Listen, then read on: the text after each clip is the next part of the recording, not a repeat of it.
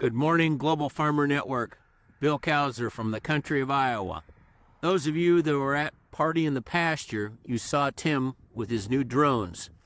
And this year we have decided to do cover crop with radishes. So Tim came out with the drone about a month ago and seeded radishes with the drones in the seed fields.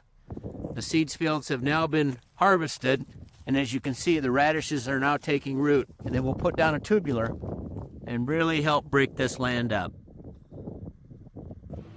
It's baling time. Corn's coming out.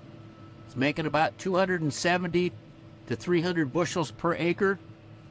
Beautiful evening to be able to come out and watch the sunset. Bill Couser, over now.